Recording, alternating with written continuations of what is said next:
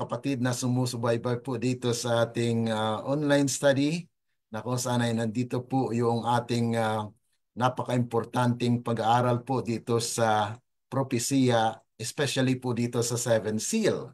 Ano? And we need to understand that the Seven Seal is actually 7 chapters of human history. Yan po yung pauna nating pagbukas po sa ating pag-aaral ngayon. At ito po yung title natin ng ating pag-aaral. It's actually the Seven Seal. What, when, and kailan po magaganap ito? Ito po ay part 1. Last week po ay medyo naantala po at hindi po tayo nagkaroon ng ating pag-aaral sa Thursday, at ganoon din po sa yung ating pag-aaral diyan sa Friday. At kaya nga po yung ating pag-aaral ngayong week ay tapusin po natin itong Seven Seal for this week. So part 1, part 2, part 3 po ito. Okay? So sa atin pong prayer thought, ito po yung dapat nating tandaan. Pwede niyo pong i-share ito, screenshot po ninyo. Ang title po actually nito ay yung The Book with the Seven Seal. Sabi po rito sa Testimonies for the Church, okay, Volume 9, 267. At ito rin po ay matagpuan po sa manuscript release number 667.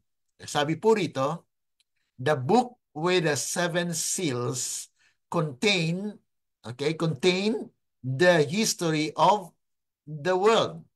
Ibig sabihin mga kapatid, ang aklat na may 7 silyo ay naglalaman po ito ng kasaysayan ng sanglibutan. Kung ito po ay kasaysayan ng sanglibutan, kailan po ba nag-umpisa ang sanglibutan?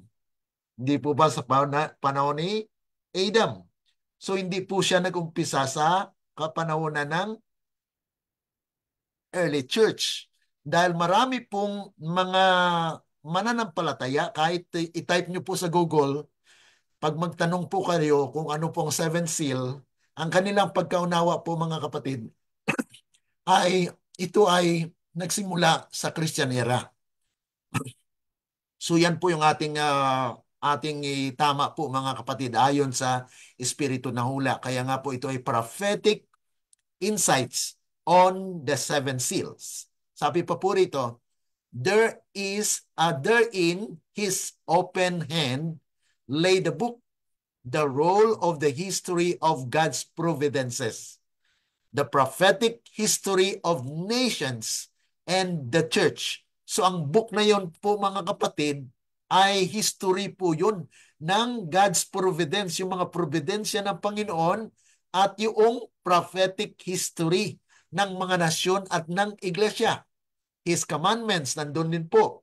Yung His laws, the whole ruling powers in the nations. So yun po yung kasaysayan ng mga iglesia at mga nasyon. In symbolic language was contained in that role the influence of every nation, tongue, and people from the beginning of the earth's history to its close. Klaro po yan mga kapatid, na ito po ay ayon po sa Espiritu ng Hula, na kung saan ay ang the book with the seventh seal starts at the very beginning of Earth's history. So kung ito po ay Earth's history, therefore included the creation. Okay? So tingnan po natin yan sa ating pag-aaral. At sabi pa po rito, the 5th chapter of Revelation reveals to be closely studied. It is of great importance to those who shall act a part in the work of God for these last days. Therefore, those who understand the prophetic insights or prophetic message of this prophecy will enact. Ibig sabihin, maging bahagi po sila na maging fulfillment. Ibig sabihin, sila po ay kabahagi sa fulfillment nito. Okay? So tandaan po natin yan. na kung saan yung mga nakaunawa at nakaalam nitong propesiyang ito ay maging kabahagi sa gawain ng Diyos sa huling mga araw. Wow! So yan po ay pribilehiyo ng bawat tao sa ngayon, in the last days. Dahil ito po ay mayroong pala po tayong bahagi upang ang lahat ng ito ay ma-fulfill. Okay? Paano na lang mga kapatid kung hindi tayo nakakaalam nito? So we don't have part. Wala po tayong bahagi sa gawain sa huling mga panahon. Ngunit kung tayo po ay nakakaalam ng propesiyang ito, ay maging kabahagi po tayo sa katuparan nito. Wow, napakaganda. Ano po? So tayo po ay manandaliang manalangin. Dakila at mabagin po naming Ama na nasa langit ka, sa muli kami po ay nagpapailan lang ng aming samutiling sa inyo at nagpapasalamat sa pagkakataong ito, Panginoon, na kami po ay magkaroon ng pag-aaral, especially po dito sa napakalagang topiko patungkol po sa Seventh Seal, na kung saan ito po, Panginoon, ay nais na amin pong maunawaan sa tulong po ninyo sa Banal na Espiritu na siyang mag-lead sa amin sa tunay na pagkaunawa po sa Seven Seals, na ito po ay may kabahagi sa aming hinaharap, Panginoon.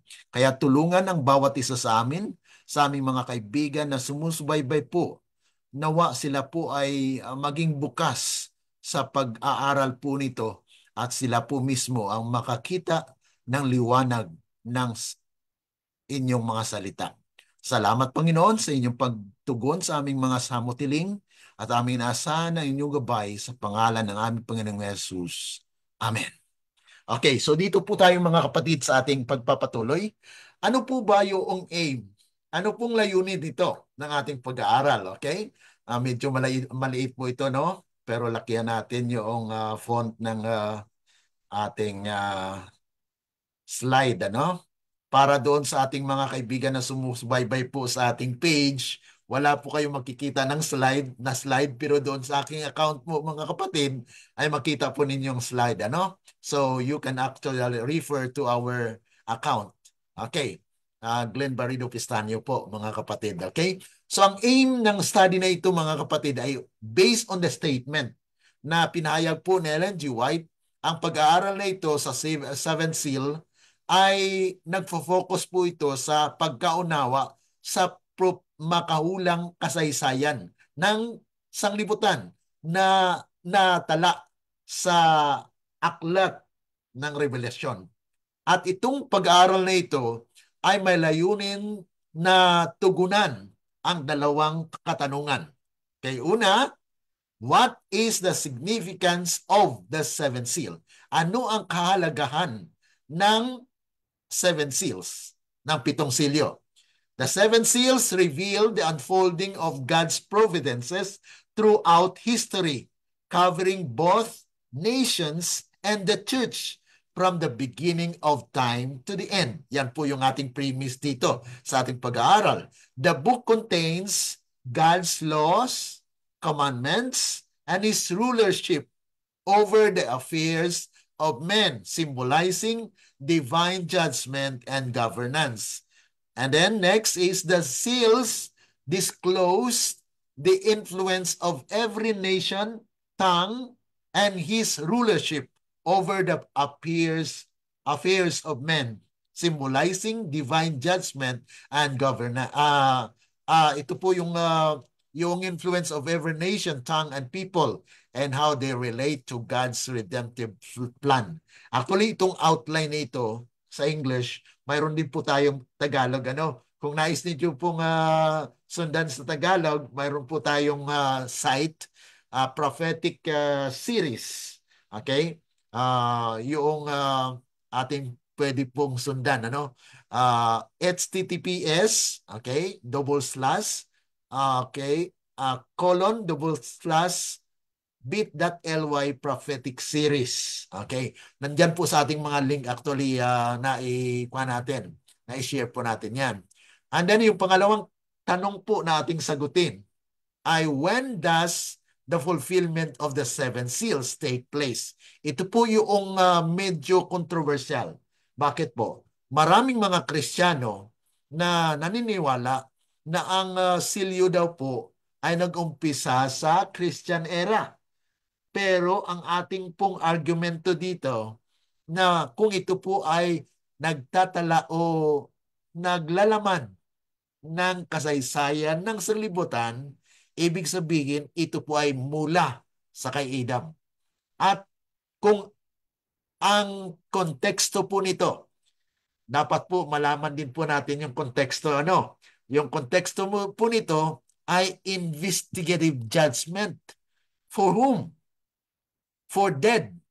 Okay? Yan po yung 1844.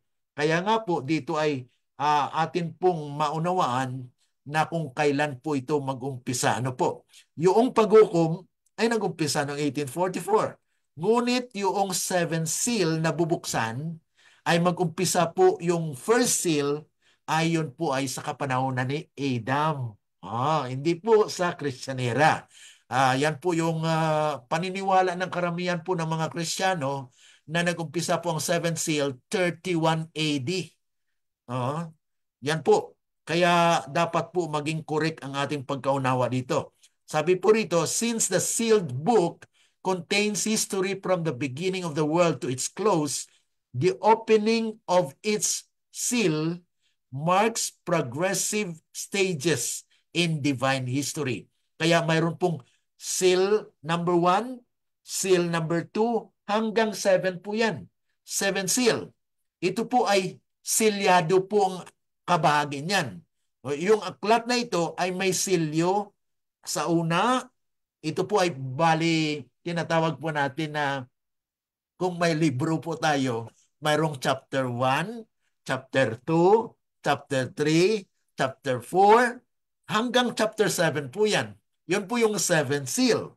So, mayroon po siyang period of time. Yung first seal, yung second seal, kailan po yan? Yan pong alamin natin sa ating pag-aaral dito po sa seventh seal. Ano po? So, the study must determine the timing of its seal's fulfillment in relation to biblical prophecy, church history, and end-time events. So, ang Revelation chapter 5 highlights the importance of Christ as the Lamb who alone is worthy to open the seals, signifying a crucial transition in prophetic events. Yan po mga kapatid yung ating sasagutin sa pag-aaral na ito, na kung saan ang kalayunin po talaga nito ay to explore the historical and prophetic significance of the seven seal as revealed in Revelation, to identify how and when these prophetic events unfold in connection with the church and the nations. Kaya nga po, binahagi natin ito sa unang bahagi, pangalawang bahagi, at pangatlong bahagi sa ating pag-aaral po. So bukas ay part 2 po. And then Thursday will be part 3. Okay? And then unawain din po natin yung God's justice, mercy, and judgment in history as reveals through the seals. Kasi may mga silyo nga po.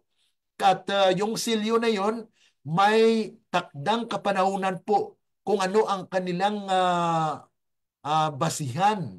Anong mensahe ang nandoon? Yun po yung ating pag-aralan. To apply the lessons of the seven seals to the present and future role of God's people in this last day.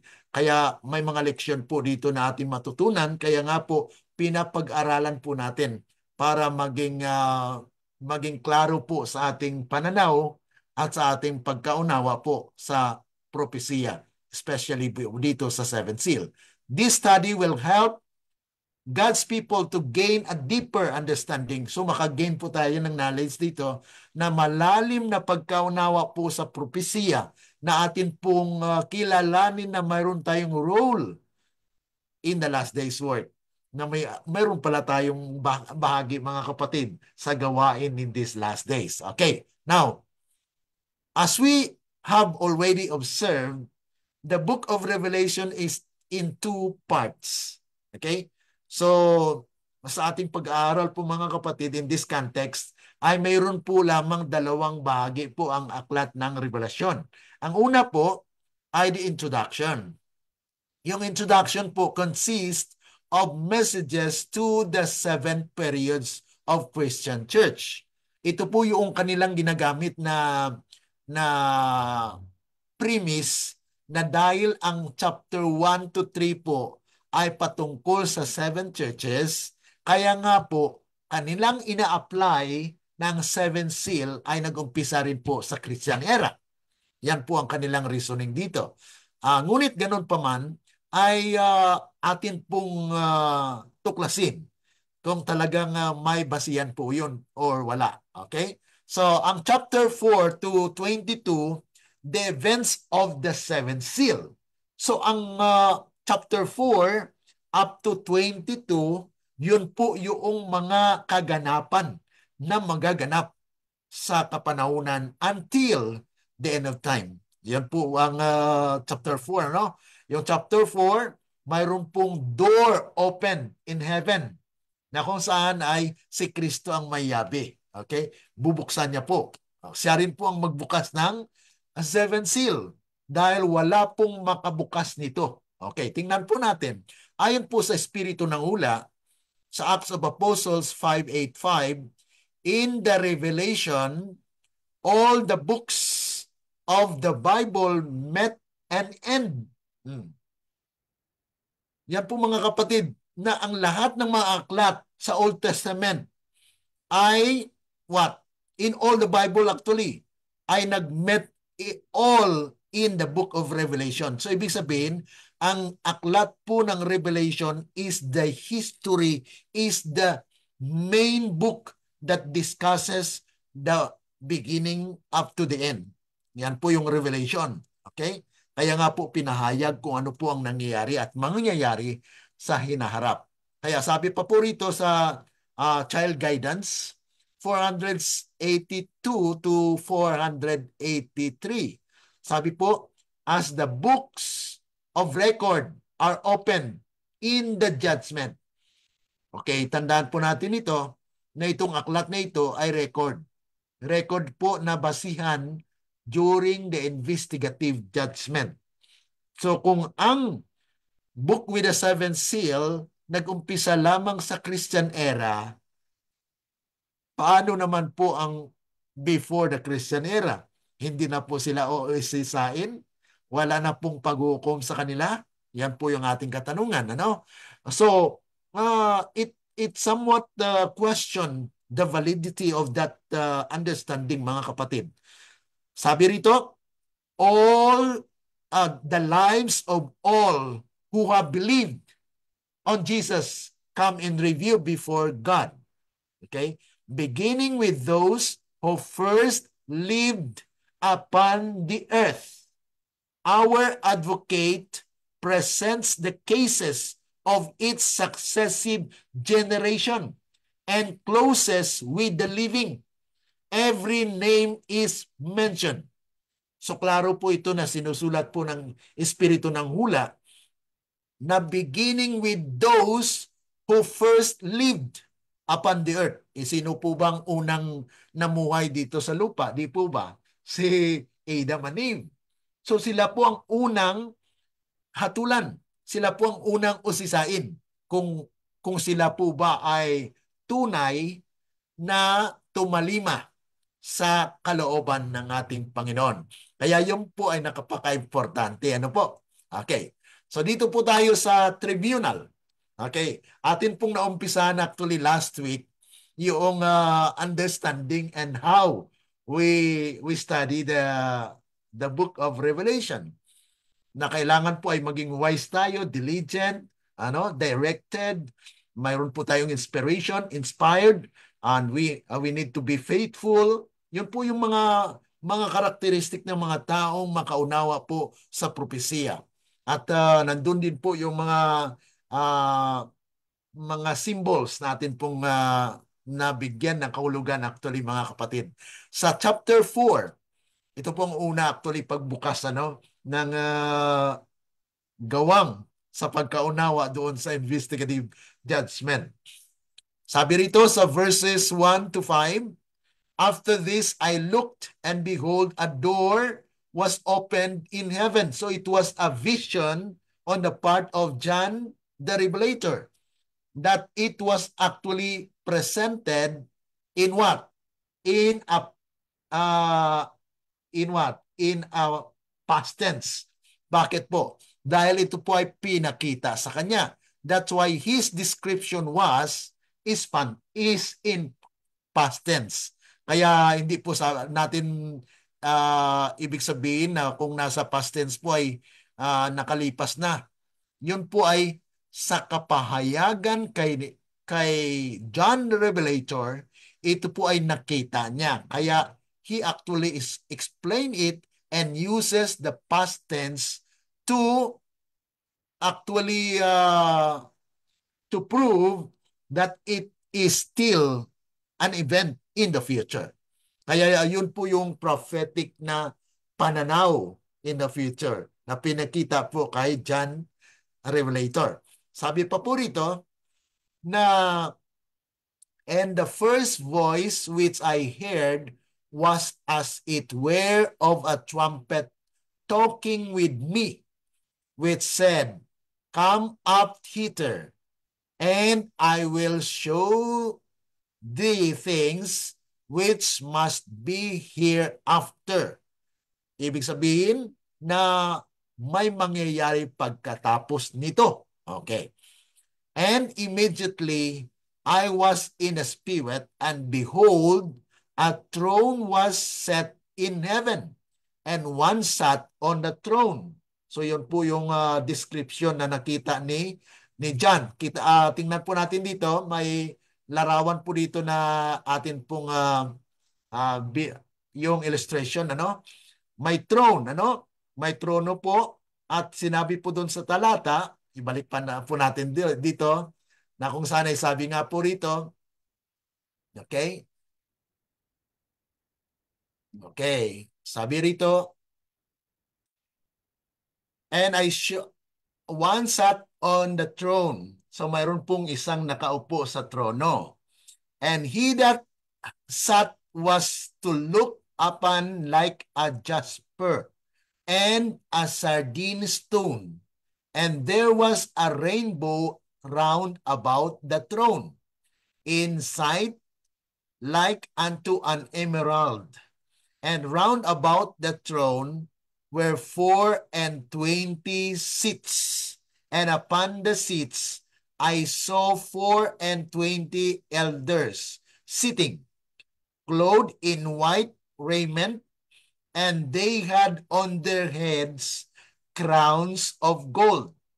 And out of the throne proceeded lightnings and thunderings and voices, and there were 7 lamps of fire burning before the throne, which are the 7 spirits of God.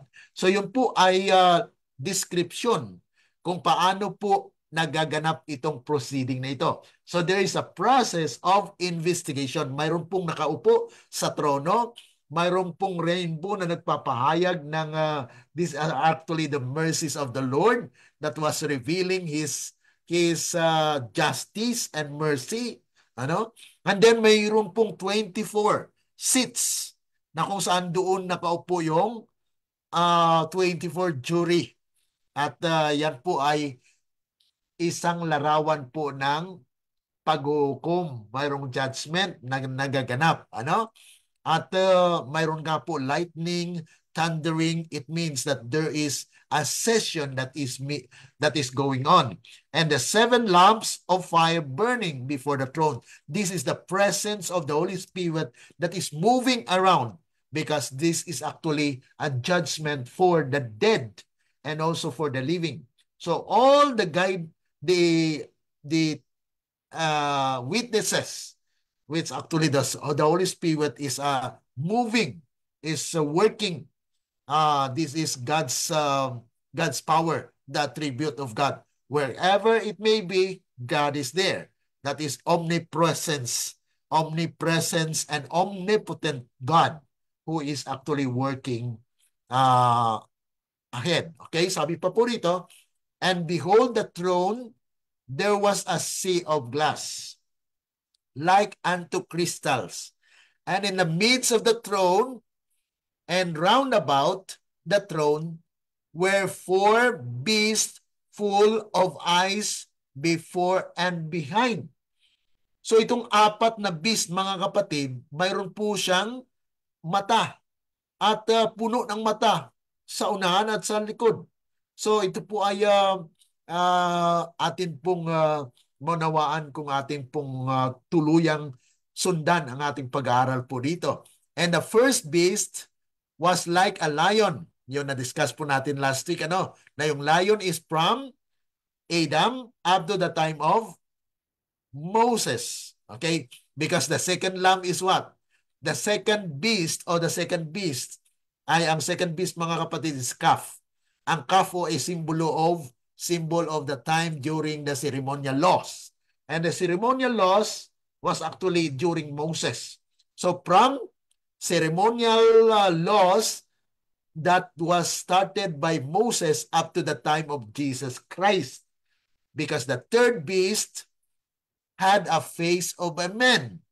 And men in Bible prophecy, when you hear about it and you will study about it, it's actually the Son of Man, which is Jesus Christ. So that is from Jesus Christ up to the time of the harvest. Kung saan ang fourth beast I was like a flying eagle.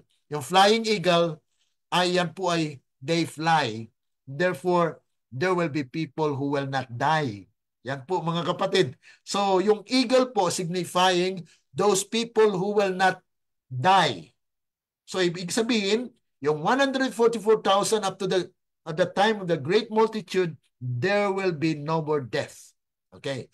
Because those people who will be judged at that time are living. That's why there is a judgment for the living. And there is also what we call the first fruit and the second fruit, as we study on with our prophetic insights. And the four beasts had each of them 6 wings. May 6 po na pakpak. Ano po ang kahulugan nito? Ito po ay nagdadala sa ika-6 na silyo. Ibig sabihin, ang kaganapan na ito na ang investigation will also be started at the 6th seal. Okay? Nakuha po ninyo, mga kapatid, na yung 6 wings na ito ay nagdadala po sa kasaysayan from the first up to the 7th seal, na ito po ay mag-aumpisa sa 6th seal. Kaya 6 wings. Okay? Yan po yung kaunawaan po dito or prophetic insight, na kung saan hindi po yan sweetness. Kasi kung sabihin natin sweetness, mga kapatid, ibig sabihin madalian. No. It's actually take time. Pero ang significant understanding po dito ay itong lahat ng mga silyo na ito ay magaganap ang kanilang investigation at the 6th seal. Okay? Nag-umpisa. Ibig sabihin, 1844. 1844, this is actually the 6th seal na binuksan. Okay? So, yan po, mga kapatid, tandaan po natin yan, na yung 6th seal ay binuksan po, yan po ay kapanahunan na po ng 6 na silyo. 1844, that was actually the 6th seal. Kaya mayroon po silang 6 na pakpak.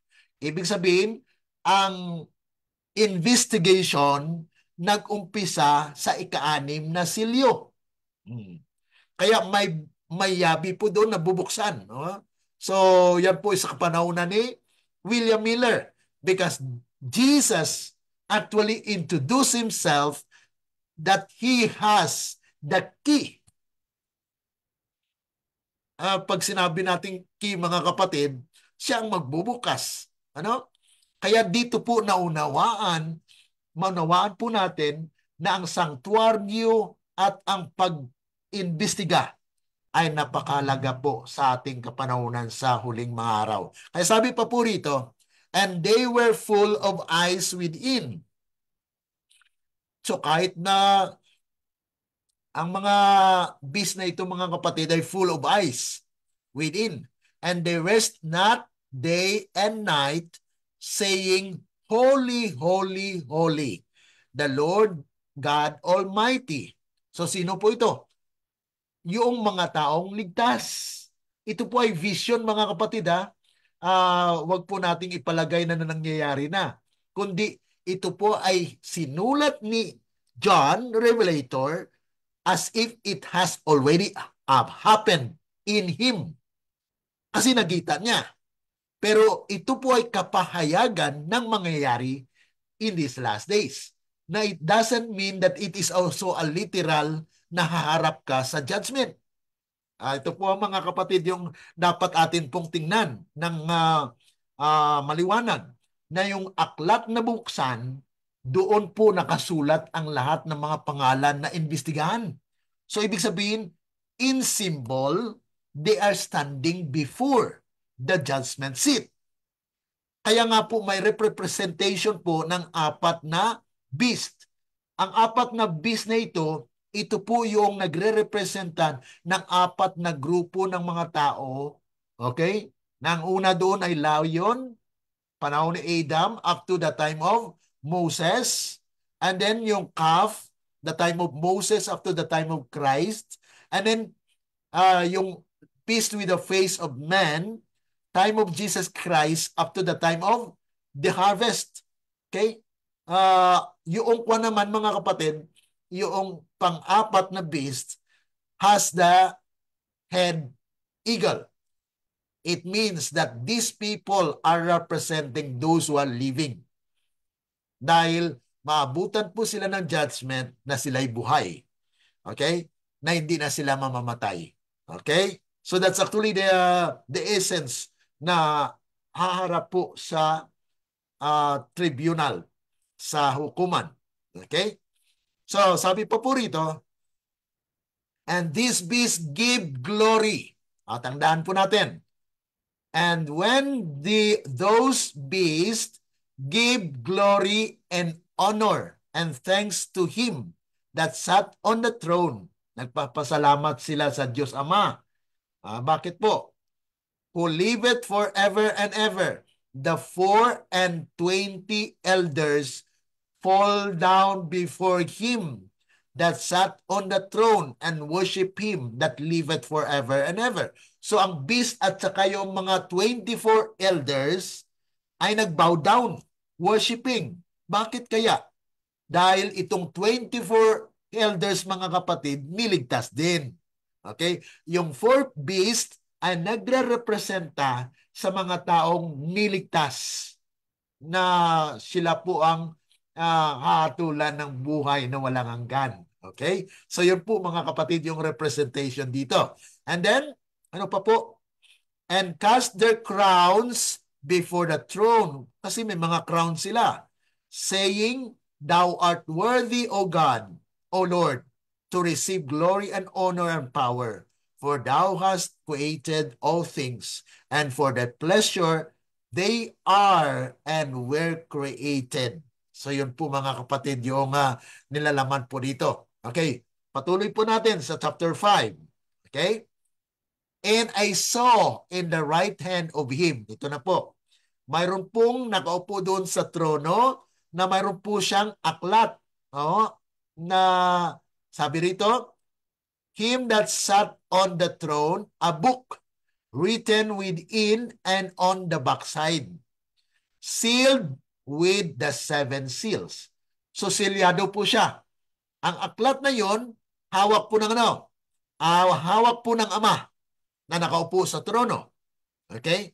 So yan po yung ating pong imagine na ang Ama nakaupo sa trono at mayroon po siyang hawak na libro na silyado na may silyo po ng 7 seals. And I saw a strong angel. Mayroong isang angel, mga kapatid, proclaiming with a loud voice, who is worthy to open the book and to loose the seals thereof. And no man in heaven nor in earth, neither under the earth, was able to open the book. Yan po mga kapatid ang una, no? Wala pa po. Wala pang able uh, to open the book. Kahit yung mga tao or yung mga angels sa taas, yung mga tao dito sa lupa at under the earth, wala pong makabukas. Neither to look thereon. And I weep much. Kaya si John, mga kapatid, ay umiyak. No? Umiyak po siya. I weep not much. Umiyak po si John dahil wala pong makabukas. Kasi yun na nga po ang pinakita kay John. Ano po? Because no man was found worthy.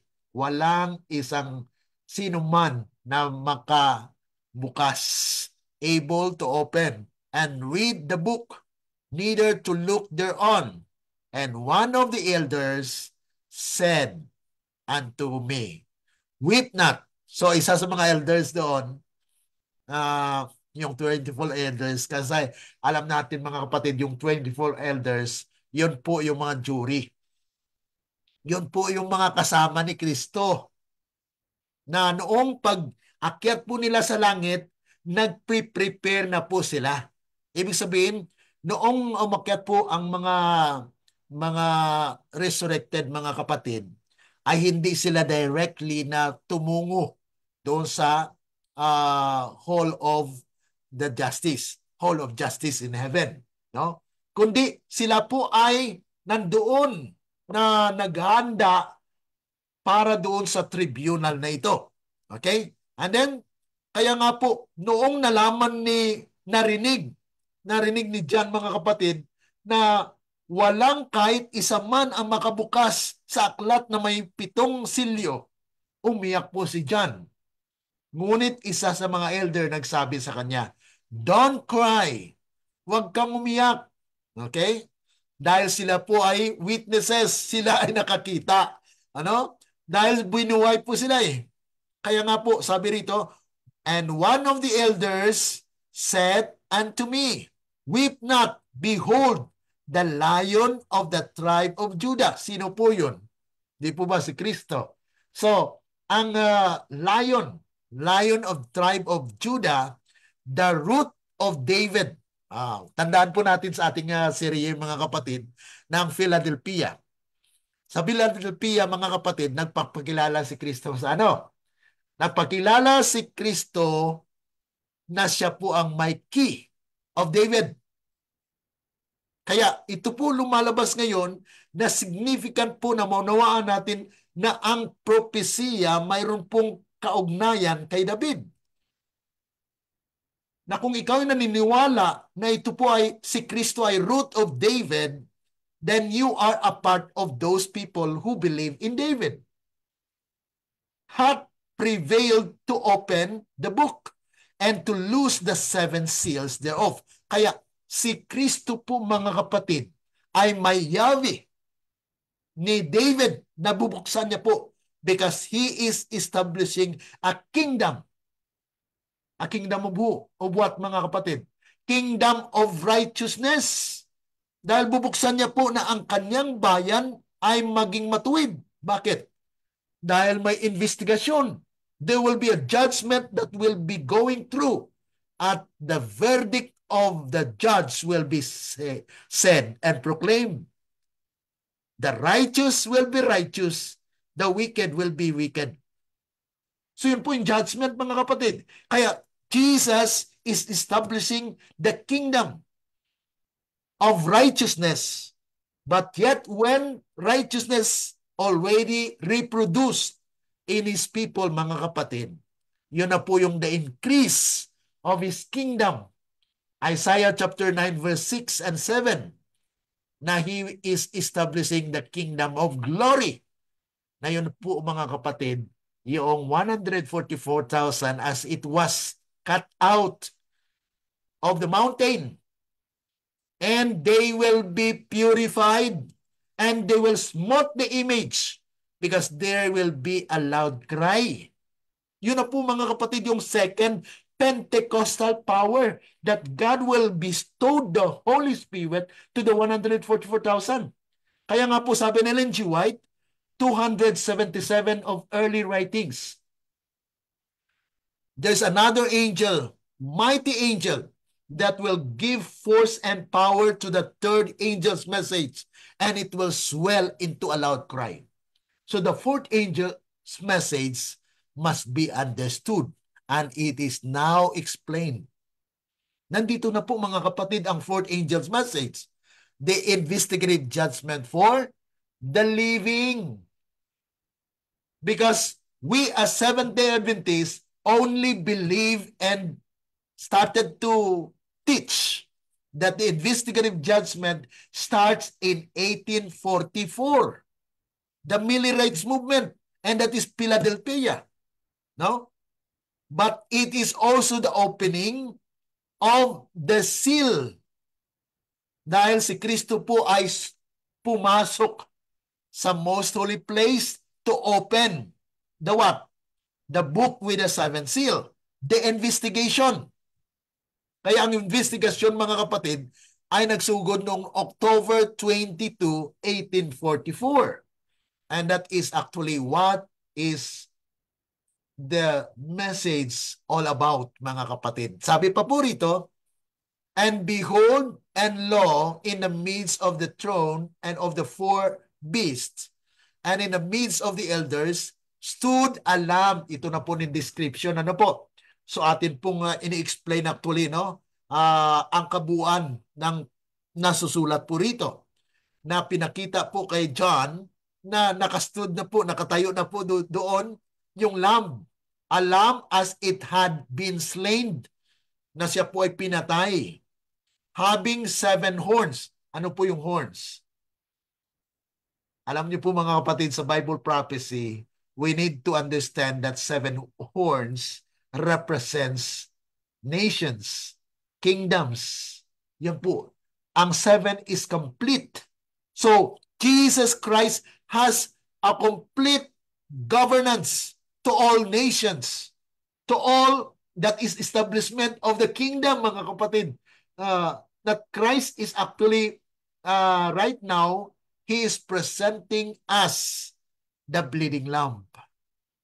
Siya po yung nagdudugo na na kordero, dahil siya po ang maglilinis sa kanyang bayan, na sabihin niya sa Ama, Ama ko, that person that is now on record has been justified, and I give power him to overcome. Yan po yung grace and sanctification na pinoproclaim ni Jesus Christ at that tribunal na sabihin niya, itong nasulat sa aklat ng buhay, nasa 7 o nasa first seal, second seal, third seal, fourth seal, fifth seal, hanggang sixth seal. Kasi magaganap po ito sa sixth seal. Okay? Bubuksan yung sixth seal, okay? At doon din po mag-umpisa actually yung pag-investigate sa mga namatay noon. Kaya nga sabi ni Kristo, okay, ang nasulat dito sa kasaysayan, siya ay nagbigay o nagpatulo ng dugo ng kordero na nagsisimbolo sa aking kamatayan, kaya siya ay ligtas. Yun po mga kapatid. Yun pong gawain ni Kristo doon, na siya po ang magpapatunay na His blood was shed to that person. Yan po mga kapatid yung pagkaunawa dito, mga na kung saan ay sabi nga po rito na which are, ito po yung 7 horns and 7 eyes, which are the 7 spirits of God sent forth into all the earth. So, yun po yung mata ng Diyos. Ibig sabihin, talagang nakikita ng Diyos ang lahat ng mga nangyayari because it has been recorded. Nasabi pa po rito, and he came and took the book out of the right hand of him that sat upon the throne. Kinuha niya po yung yung aklat. Okay? So si Kristo po, nung pumasok po siya sa most holy place, kinuha niya po yung aklat with the 7th seal. At ano pong ginawa niya po? And when he had taken the book, the 4 beasts and the 24 elders fell down before the Lamb, having every one of them harps and golden vials full of odors, which are the prayers of the saints. Wow!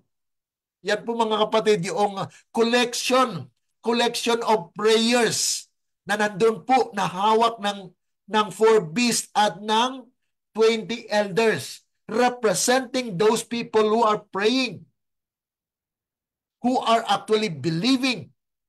Yan po mga kapatid yung simbolo. Pinakita kay John po yan. Nasabi nga po rito, and golden vials full of odors, which are the prayers of the saints, and they sang a new song, saying, Thou art worthy to take the book. Yan po ang kanilang kwan po doon, awitin. No? Na ito po ay actually is a symbol. Symbol of what is happening.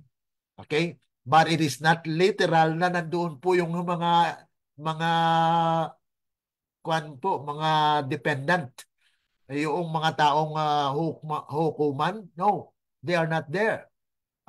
It is actually a revelation, a symbolic na nangyayari po dahil pinakita po kay John ang mga pangyayaring ito para maihayag niya po kung ano ang nagaganap during the investigation. Okay? Which are, sabi nga po rito, thou art worthy to take the book and to open the seals thereof, for thou wast slain and hast redeemed us. Ito po yung patunay na yung 4 beasts at saka yung 24 elders are also redeemed. Sila po ay niligtas. Kaya itong 4 beasts, mga kapatid, representation of people in different generations. Okay? Yan po yung pananaw po dito sa makahulang pananaw po sa ating pag-aaral. Ano po? At sabi pa po rito na, and has redeemed us to God by the blood out of every kindred and tongue and people and nation, and has made us unto our God kings and priests, and we shall reign on earth. And I beheld, and I hear the voice of many angels round about the throne, and the beast and the elders, and the numbers of them was 10,000 times 10,000 and thousands of thousands. So a lot of people, a lot of angels, mga kapatid. At yun na nga po mga kapatid, na they are glorifying the name of Jesus at the judgment. Dahil siya lamang po ang may kapangyarihan na buksan po yung aklat. Okay, ito po yung illustration ng nakita po ni John. Ano po? Na mayroon pong isa na nakaupo sa trono na kung saan ay mayroon po siyang hawak na aklat with a 7 seal, at sa itaas po na palibutan ng rainbow representing the mercy and justice of the Lord, at lumiliwanag yung mga kapatid, at sa gilid, mga kapatid, on the right and left wing, mayroon pong mga jury. Okay? 24 elders, that they are the juries that will actually what we call this, they are the witnesses. No?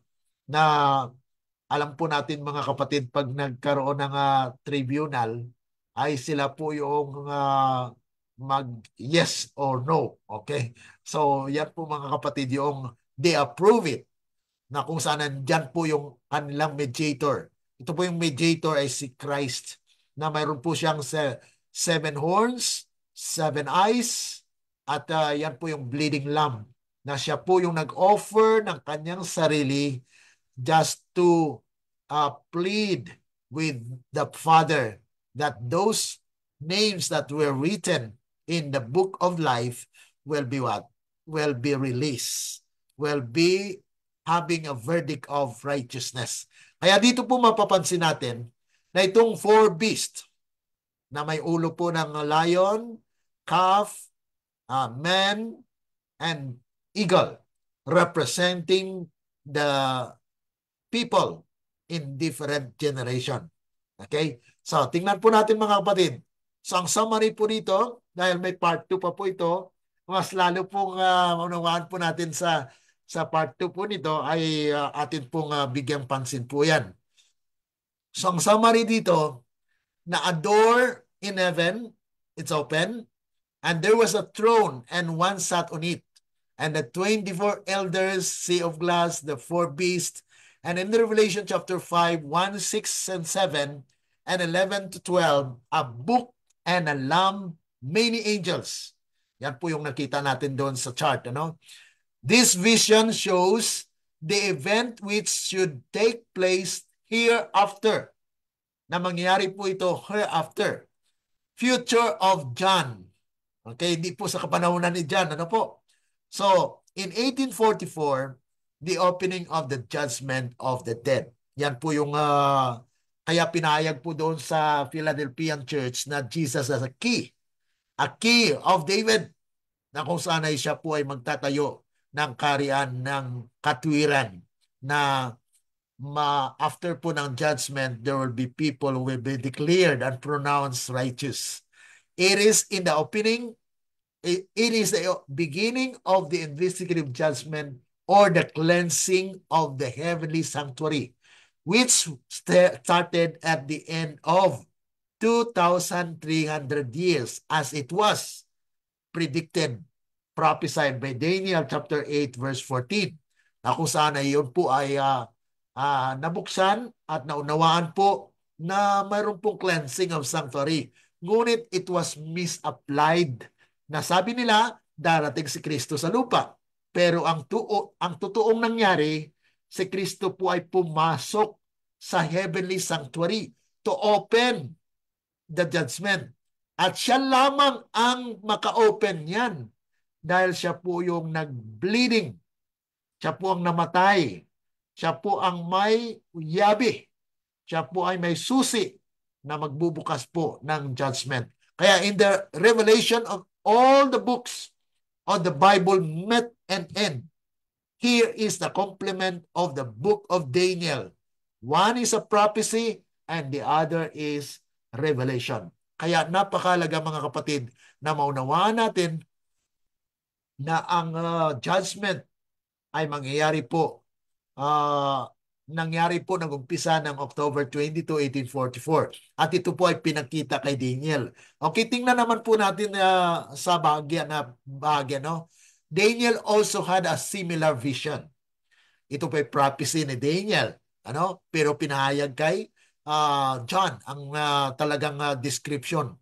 Dito po si Daniel ay sabi niya po, both Daniel and John saw a throne and the one who sat on it. Both saw a big and transparent area before the throne.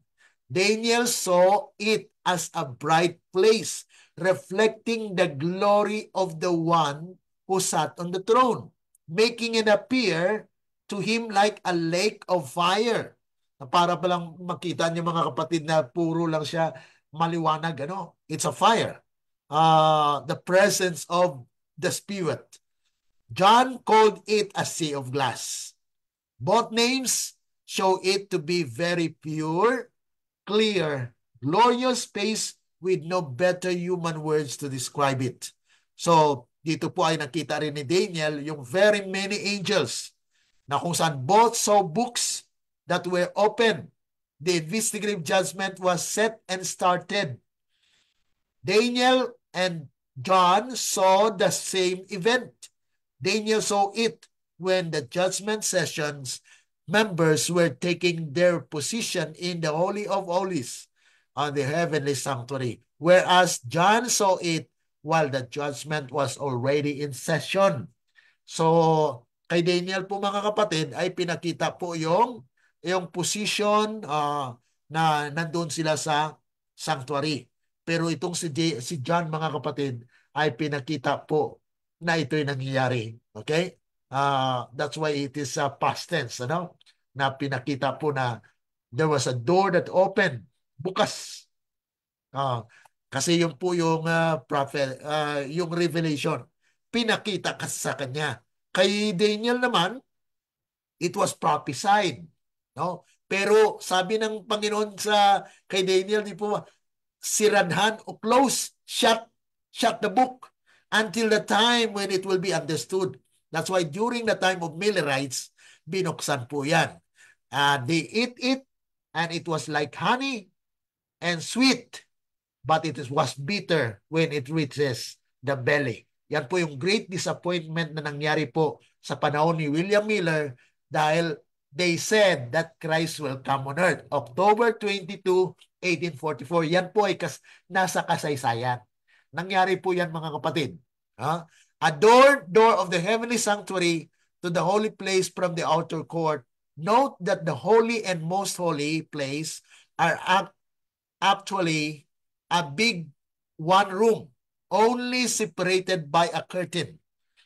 If the curtain is drawn apart, then the two appears, okay? Sabi rito, mga kapatid, na kung saan it appears that it will be actually open, no? Na kung saan ito po yung they are actually closed. Nasabi nga po rito, then one of the outer court can see fixture of both holy and holy of holies. So this is what will happen at the close of the world probation. Men on earth will be made to see the Sabbath commandment shining in the heavenly holy of holies. What a panic, mga kapatid, na kung saan makikita po talaga yung kanyang bayan ay there will be a process of judgment. The throne is situated in paradise where Jesus went after the ascension. There, Jesus shared the same administration throne with his Father. Revelation 22, verse 21. And then that is why it is called the throne of God and the Lamb. Yan po yung Revelation chapter 22, 1.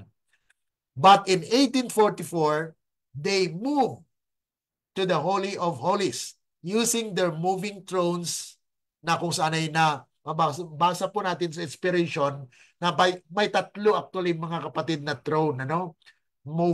This is moving. Sabi nga po rito, Jesus' moving throne or chariot of cloud is recorded in Ezekiel. Another study, mga kapatid, no? Sa Ezekiel chapter 1, chapter 9, and chapter 10. And Ellen G. White, it has cherubims, living wheels, and living wings. Yan po ang mapag-aralan natin sa Ezekiel chapter 1 naman. The Father's moving throne is called flaming chariot. That is early writings 54. Atin po itong mapag-aralan later, mga kapatid. It could not be explained at this point of time because of our time limitation. In the type, there was no throne in the holy place.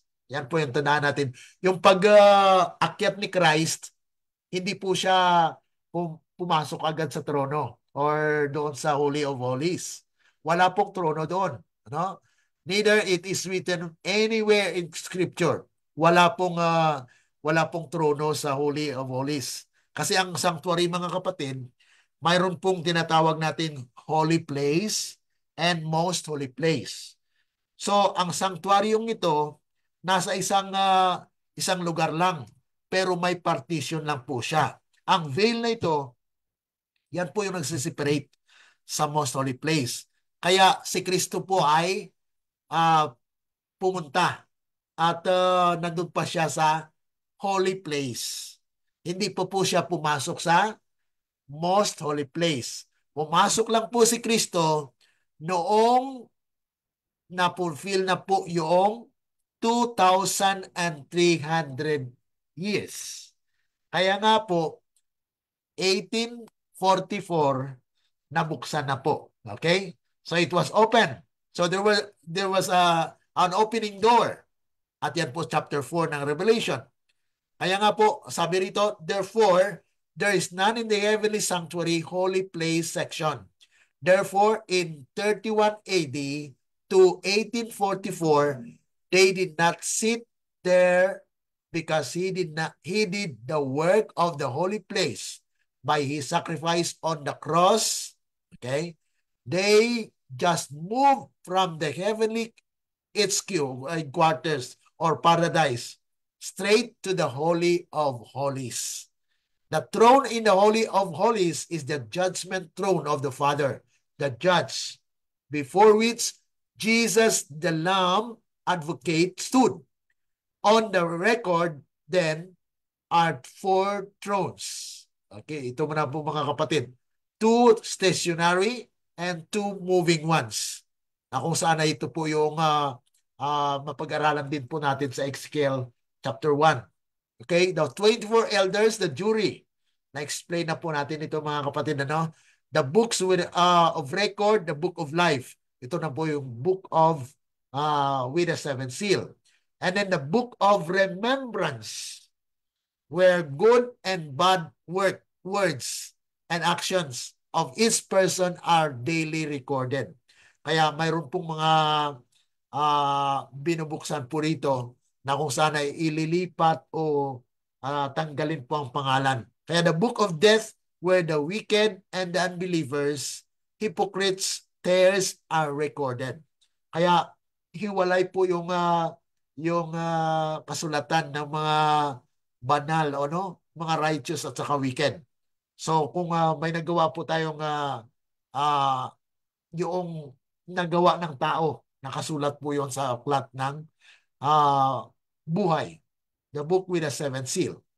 Ito po yung actually yung book of life, name of saints written.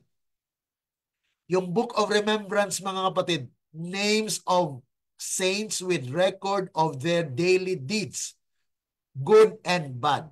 So yun po mga kapatid, remembrance yan. So doon po nakatala yung talagang yung records natin, bad or good, na kung ang ating bad ba ay napatawad o hindi. Kaya nakasulat pa rin po yun mga kapatid. So kung ang mga hindi natin nahinga ng kapatawaran ay hindi pa po nabura yun, then kailangan po mga kapatid na bago po tayo mamatay or bago tayo halutulan ay makuha na po yun, mabago na. Ibig sabihin, there is a remission of sin to those deeds na naganap po. Book of death, ito naman po yung names of unbeliever, condemned to death, and of those sinners transferred from book of life. So yan po mga kapatid, yung mga aklat na kasama po dito sa judgment. So the books, ito po yung nakuha natin, the 4 beasts, different generation. Patriarch, lion-like, Adam to Moses. Ang pangalawa po, sacrificial, calf-like. Moses to Calvary. Kaya ceremonial po yan. Christian, yung human face. Church militant period, Calvary to Ezekiel 9. Yan po yung mga period of people na natala po ang kanilang pangalan. Church triumphant, the loud cry period, eagle-like. So, ang eagle-like mga kapatid, these are already living. Mga buhay po sila. Kaya ito po yung klarong pagkaunawa at pananaw dito po sa Revelation chapter 4 and 5. Angels, millions and millions of them, they are the recorders of the book, the witnesses. So, those angels are actually recording. Very kwan po yan mga kapatid, na lahat po ng ating ginagawa ay recorded. Kaya, bago pa man, matapos po ay paghuhukom, ay dapat po napatawan na po tayo. So, the 7th seal are the 7 chapters of the book of life, which contains the 7 sealed periods of the earth's history. In each chapter are names written and are the one being investigated upon. Starting with chapter 1, the first generation to be judged. Yan po ang Adam to Moses. Kaya ma-imagine po natin kung how many people are there are investigated. Ah, those who teach that the seven seals start with the New Testament do not understand the whole chapter and are confusing themselves and the church. They are actually the false teachers. Kaya kung may magtuturo po sa atin na ang ng seven seals ay nag-umpisa sa Christian era, ayon po dito sa ating pag-aaral, sila po ay mga false teachers, mga huwad at mali na mga guro. Kaya dapat po maiwasan natin na tayo po ay mabahiran ng maling pagkaunawa sa banal na kasulatan. Okay, so any reaction, any question po mga kapatid?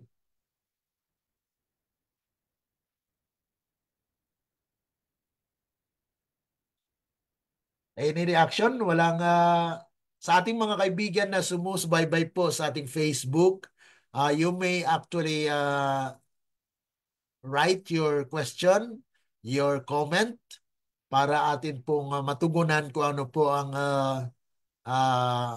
inyong kinakailangan na maunawaan. Okay? So kung wala po mga kapatid ay nagpapasalamat po tayo na kayo po ay nakikinig at naunawaan natin na itong ating pag-aaral ngayong araw. Nawa po ay kung nakalimutan niyo po ang ibang bahagi nito, just return back. Atin lang pong balikan ang ating pag-aaral dahil nandun lang po yan. Nandyan lang po sa ating Facebook at pwede po kayo mag-comment ng inyong mga katanungan or mga additional inquiry para doon sa pagkaunawa po dito sa ating pag-aaral. Okay, tomorrow po ay part 2 po ng ating pag-aaral dito sa Seventh Seal. Okay?